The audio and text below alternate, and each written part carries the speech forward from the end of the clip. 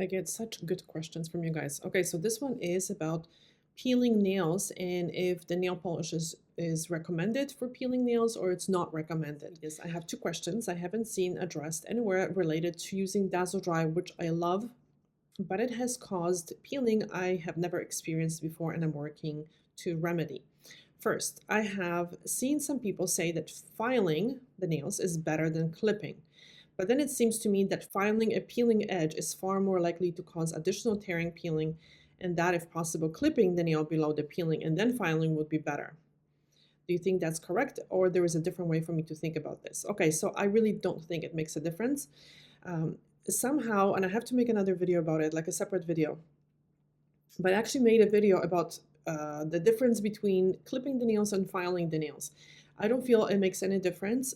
If the surface is already weak and it's peeling, I don't think the filing is going to do anything bad to a peeling surface, like additional damage or anything. I mean, obviously, if you're using like an 80 grit file, which is a very coarse file, yeah, it's going to be, tearing that nail. But if you use like a reasonable grit, for example, 180, 240, something like that, and then you smooth it with a buffer block, the edge is going to be as smooth as possible. I really don't think that makes a difference. First, you need to address why the nails are peeling like this.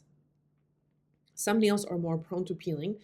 Usually it's due to excessive water exposure, but also I feel that it happens from excessive nail polish use. And the word excessive, it just depends, because for some people 3 days could be excessive, and for some people 2 weeks might not be excessive. So I think that depends on how the layers of the nail, or how the fibers, how the cells are connected with each other. If that connection is quite weak and you're putting a very strong bonding product on the nail, and obviously we're using the nails are absorbing water, because you know what, nail polish does not protect the nails from water, and we'll get to this a little bit later. So that nail is constantly moving, and I find that for some people that movement just, so basically the bond of the nail polish is stronger, so the bond of the nail polish to the natural nail is stronger than the layers of the nail to each other, so then it picks up the layers, and for some people this happens. And now I would like to know if this is happening more compared to other polishes, or it's now she has more peeling compared to not wearing any nail polish. Because from my experience using Dazzle Dry for probably 4 or 5 years now, I find that it happens less, much less than with other polishes. But now comparing it to nothing, to not wearing anything, then excessive wear of even Dazzle Dry can definitely cause this, right? So I really don't think that it makes a difference. But what I would do, I would address that peeling first and then go back to the nail polish. Second, I would think using a strong adhering base coat like Dazzle Dry on a peeling free edge would make the peeling worse. For example, the nail is already pulling apart, and Dazzle Dry would adhere to the peeling pieces and make it easier to peel more. 100% agree, yes. It would seem like I should try to trim the nails to where I have no peeling at the free edge before using Dazzle Dry base coat if possible. Any light you can shed on how to think about this would be more appreciated. Okay, so yes, I agree, but sometimes it's not possible. Like if the peeling or the surface damage is pretty high up or low, depending on which end you're looking at from, then sometimes it's not possible to trim it that far or to shorten the nail that far. In that case, I would recommend certain treatments, for example, like the Isden pen or doing warm oil soaks, doing something that is nail polish free in order to let that peeling grow out. Guys, as I'm editing this video, I thought about another very, very interesting thing that I wanted to mention. So peeling is a symptom. If you don't address the cause why the nails are peeling, you see my dog. You will have more peeling. So basically, when the peeling part grows out, you're going to have more peeling behind it because you have not addressed the cause. This is why I suggest dealing with the peeling first, so the nails are not peeling naturally, and then going back to the nail polish. Okay, so this is really, really, really important. The nails, and I hear that quite a bit, nails cannot heal. because the nail plate, once it peeks out through underneath the skin fold, is dead. It's just like hair. The hair here is dead, so it cannot heal. Yes, the marketing people like to use the word healing because it sounds so good, but the nail, you cannot heal something that's dead, okay? So there was this really interesting article that I came across, and it had a very good point. So I'm just going to quote it. Nail plate is not metabolically active, so it doesn't have any active protection, reparation mechanisms for counteractive oxidative damage, but it is their own natural structure which oversees its preservation against external aggressions. Okay, so nails naturally, and this is going to explain the second part of the question. So the nails naturally have built-in protection.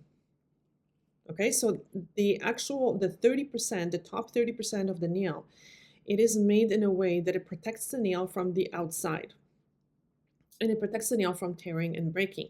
But very often that top layer gets damaged. So think of that top layer as a bark on a tree.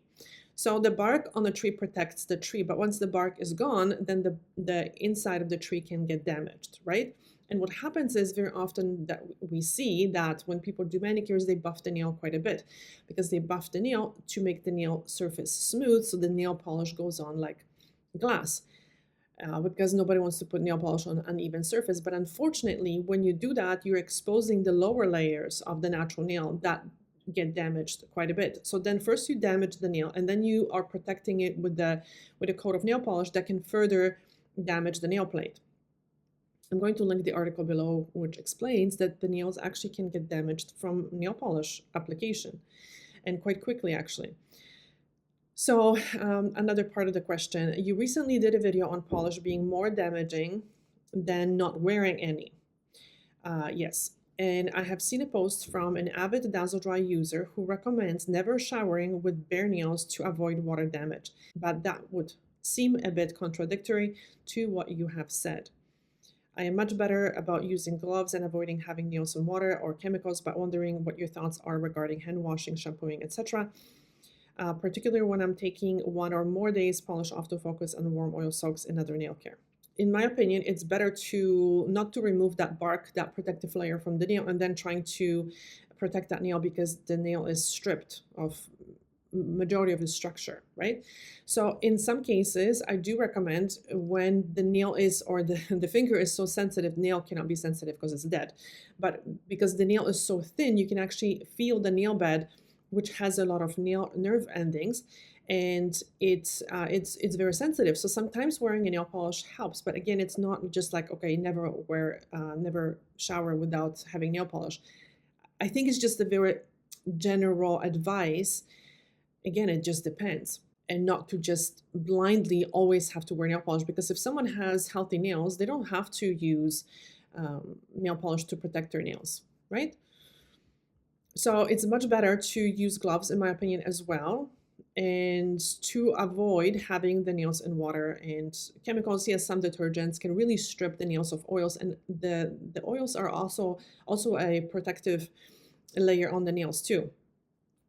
So when the nails are healthy, they're pretty good when it comes to occasional hand washing, okay? Because again, excessive hand washing, excessive water exposure can damage the nail. But if you're just washing your hands like, you know, a regular person would, and you're shampooing your hair, you know, once every couple of days, once every 3 days, I really don't think a healthy nail would need a protection of nail polish. I really don't think so. I think non-polish treatments, like again, like the instant pen, would be warm oil soaks would be much more effective.